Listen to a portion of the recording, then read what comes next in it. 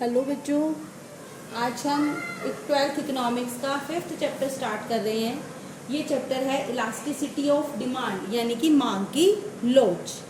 तो मांग की लोच या इलास्टिसिटी क्या होता है? इलास्टिक देखी होगी आपने, वो कभी बढ़ जाती है, उसका आकार खींचो तो बढ़ जाता है, छोड़ो तो वो छोटा हो जाता है, यानी कि उसमें चेंज आता रहता है, कुछ ना कुछ उसके साइज में परिवर्तन होता है, चेंज होता है। इसी तरह इलास्टिसिटी ऑफ डिमांड मतलब चेंज इन डिमांड, डिमांड में कितना चेंज आता है उसके फैक्टर्स की वजह से।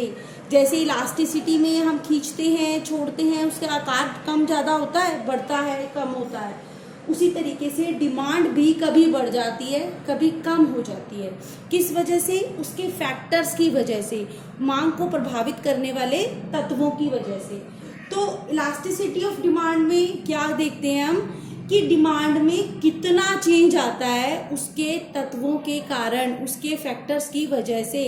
जैसे कि लॉ ऑफ डिमांड में, मांग के नियम में हमने ये पढ़ा था कि कीमतें बढ़ने पर मांग कम हो जाती है और कीमतें कम होने पर मांग बढ़ जाती है। लेकिन इलास्टिसिटी में या लॉच में हम ये देखते हैं कि कितना चेंज आता है, कितना परिवर्तन आता है उसके फैक्टर्स में परिवर्तन होने की वजह से।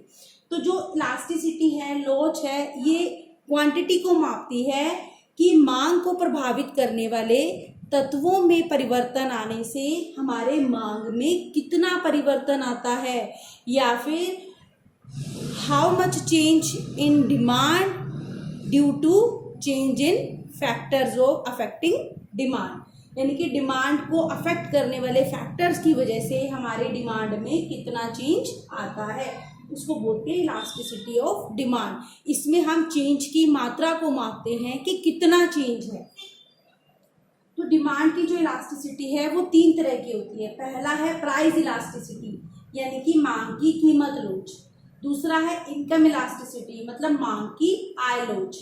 तीसरा है क्रॉस इलास्टिसिटी, मतलब मांग की आड़ी लोच। तो अभी हम करेंगे सबसे पहले मांग की कीमत लोच, प्राइस इलास्टिसिटी। कीमत लोच क्या होता है या प्राइस इलास्टिसिटी क्या होती है? प्राइस में चेंज की वजह से हमारी डिमांड में कितना चेंज आता है, यानी कि कीमतों में परिवर्तन के कारण हमारी मांग में कितना परिवर्तन आता है, हमारी मांग, हमारी डिमांड कितनी चेंज होती है उसकी प्राइस की वजह से, गुड्स के प्राइस की वजह से। तो ईडी मतलब elasticity of demand. Elasticity of demand क्या होता है? इसके आगे माइनस का साइन आता है फॉर्मूले के आगे, percentage change in quantity divided by percentage change in price. कि प्राइस की वजह से, प्राइस में प्रतिशत परिवर्तन के कारण हमारी मात्रा में जो डिमांड है उसमें कितना प्रतिशत परिवर्तन आता है। मतलब हिंदी में इसको बोलेंगे मांग में प्रतिशत परिवर्तन बटा में कीमतों में प्रतिशत परिवर्तन, कि हमारे प्राइसेस में चेंज होने की वजह से हमारी डिमांड में कितना चेंज आता है। सपोज अगर हम इसकी वैल्यू पुट करें और ये 2 आ जाता है इसको सॉल्व करने के बाद, इसका मतलब प्राइस में चेंज होने की वजह से डिमांड में डबल चेंज आता है, दुगना चेंज आता है।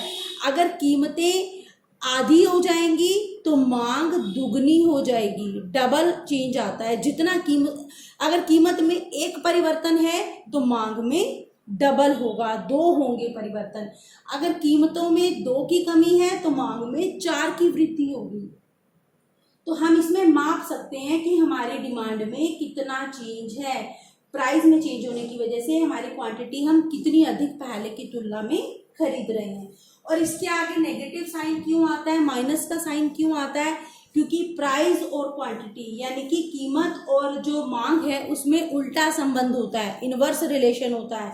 प्राइसेस कम होंगे तो डिमांड बढ़ जाएगी, यानी कि कीमतें कम होंगी, मांग बढ़ेगी। कीमतें अगर बढ़ जाएंगी तो मांग कम हो जाएगी। तो प्राइस और डिमांड दोनों में इनवर्स रिलेशन होता है, इसीलिए इसके आगे नेगेटिव का साइन आता है, माइनस का साइन आता है, क्योंकि प्राइस और डिमांड में इनवर्स रिलेशन होता है, विपरीत संबंध या उल्टा संबंध होता है। तो ये थी price elasticity of demand. Next video में हम करेंगे degrees of price elasticity of demand. Thank you.